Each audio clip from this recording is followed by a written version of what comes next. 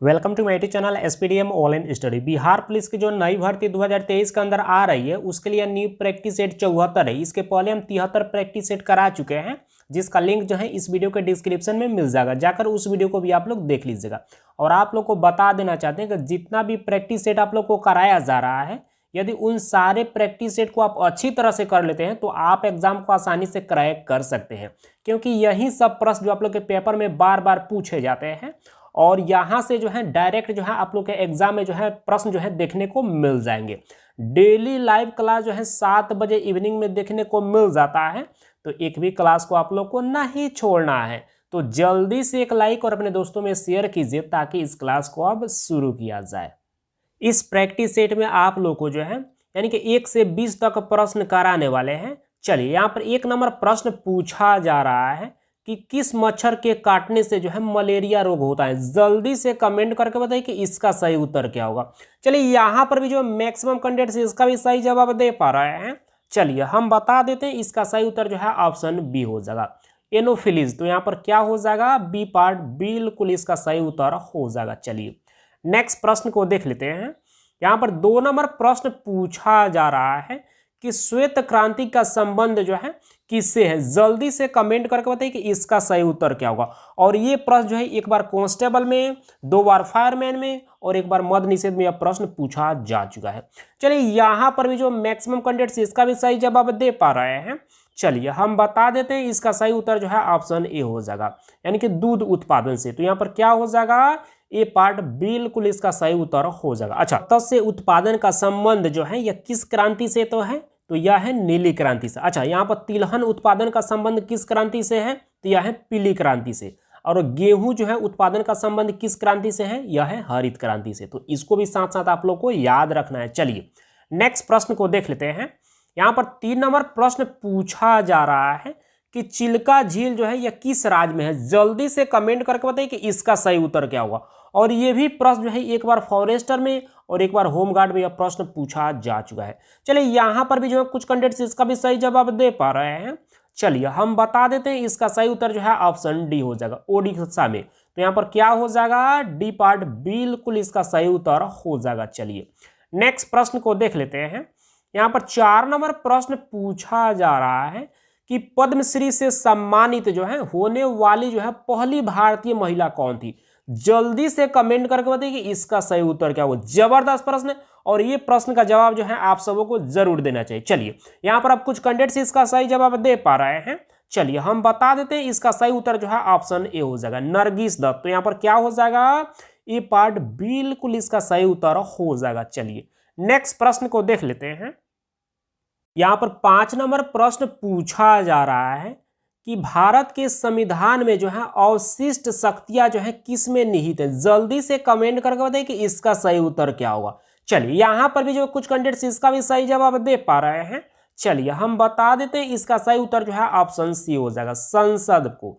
तो यहाँ पर क्या हो जाएगा, सी पार्ट बिल्कुल इसका सही उत्तर हो जाएगा, क्योंकि भारत के संविधान में जो है अवशिष्ट जो शक्तियां है या किस में निहित है, तो संसद में। तो यहाँ पर क्या हो जाएगा, सी पार्ट बिल्कुल इसका सही उत्तर हो जाएगा। चलिए नेक्स्ट प्रश्न को देख लेते हैं। यहाँ पर 6 नंबर प्रश्न पूछा जा रहा है कि अंग महाजनपद की राजधानी जो है यह कहाँ थी। जल्दी से कमेंट करके बताइए कि इसका सही उत्तर क्या होगा। प्रश्न थोड़ा सा डिफिकल्ट है, सबको परेशान करेगा, लेकिन बहुत बेहतर प्रश्न और आप सबको जवाब तो जरूर ही देना चाहिए। चलिए यहाँ पर आप कुछ कैंडिडेट्स इसका सही जवाब दे पा रहे हैं। चलिए हम बता देते हैं, इसका सही उत्तर जो है ऑप्शन सी हो जाएगा, चंपा।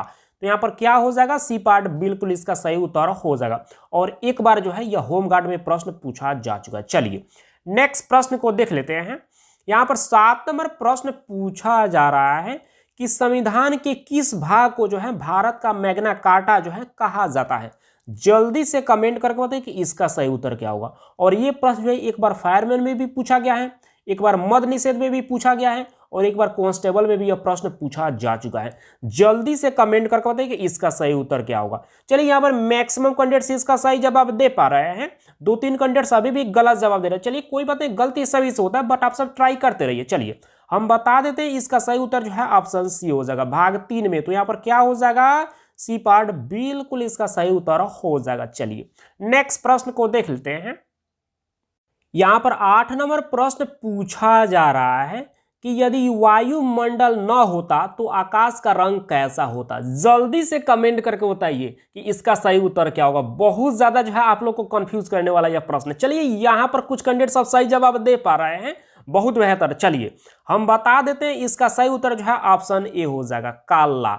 यदि वायुमंडल न होता तो आकाश का रंग जो है यह काला दिखाई देता। तो यहाँ पर क्या हो जाएगा, ये पार्ट बिल्कुल इसका सही उत्तर हो जाएगा। और एक बार जो है यह प्रश्न पूछा जा चुका है कांस्टेबल में। चलिए नेक्स्ट प्रश्न को देख लेते हैं।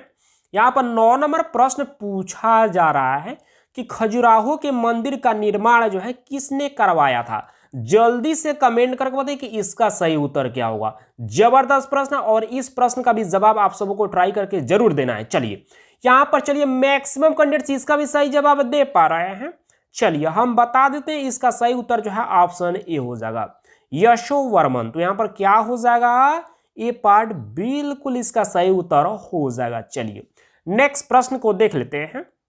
यहां पर 10 नंबर प्रश्न पूछा जा रहा है कि सत्यमेव जयते जो है यह किस उपनिषद से लिया गया है। जल्दी से कमेंट करके बताइए कि इसका सही उत्तर क्या होगा। और ये प्रश्न जो है 2 बार कांस्टेबल में, 2 बार फायरमैन में और 1 बार जो है ड्राइवर में भी यह प्रश्न पूछा जा चुका है। चलिए यहां पर भी जो है मैक्सिमम कैंडिडेट्स इसका भी सही जवाब दे पा रहे हैं। चलिए हम बता देते हैं, इसका सही उत्तर जो है ऑप्शन बी हो जाएगा, मुंडकोपनिषद से। तो यहां पर क्या हो जाएगा, बी पार्ट बिल्कुल इसका सही उत्तर हो जाएगा। चलिए नेक्स्ट प्रश्न को देख लेते हैं। यहां पर 11 नंबर प्रश्न पूछा जा रहा है कि राज्य की कार्यपालिका का प्रधान जो है कौन होता है। जल्दी से कमेंट करके बताइए कि इसका सही उत्तर क्या हो। जबरदस्त प्रश्न है और इस प्रश्न का जवाब तो आप सबों को देना चाहिए। चलिए यहां पर भी जो है मैक्सिमम कैंडिडेट्स इसका भी सही जवाब दे पा रहे हैं।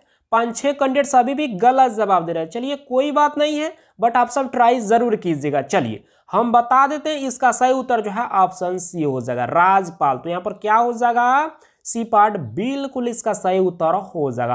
और ये भी प्रश्न जो है 1 बार फायरमैन में और 1 बार जो है होमगार्ड में प्रश्न पूछा जा चुका है। चलिए नेक्स्ट प्रश्न को देख लेते हैं।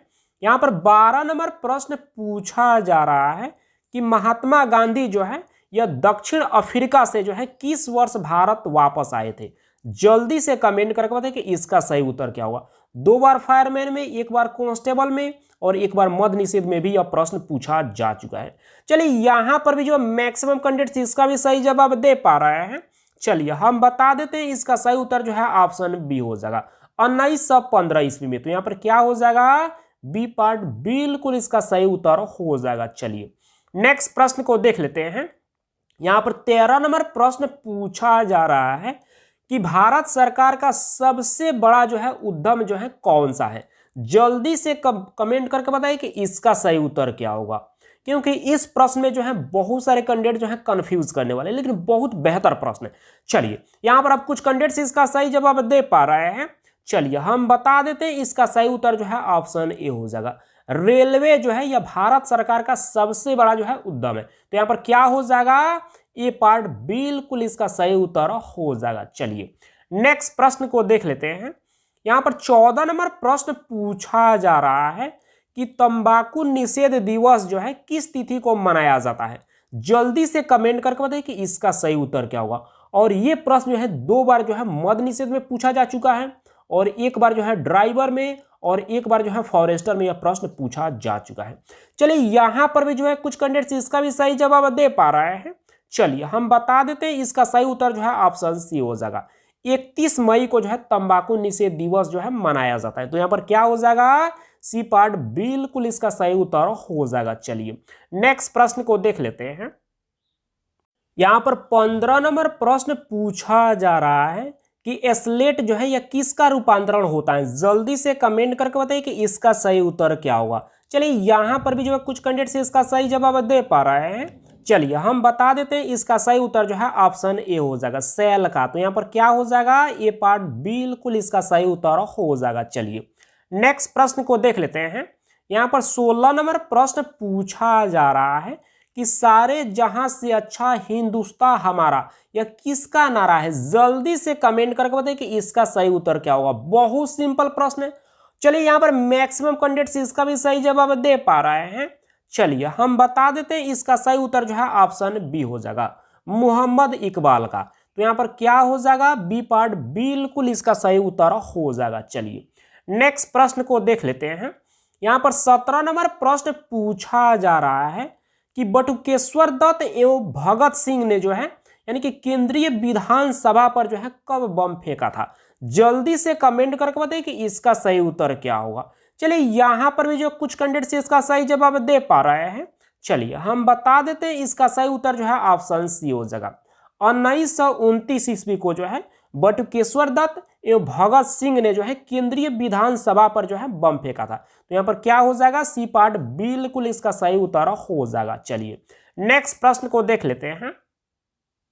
यहाँ पर 18 नंबर प्रश्न पूछा जा रहा है कि रामकृष्ण मिशन के संस्थापक जो है किसे माना जाता है। जल्दी से कमेंट करके बताइए कि इसका सही उत्तर क्या होगा। जबरदस्त प्रश्न है और इसके पहले वाले प्रैक्टिस सेट में भी जो है इस प्रश्न को हम करा चुके हैं।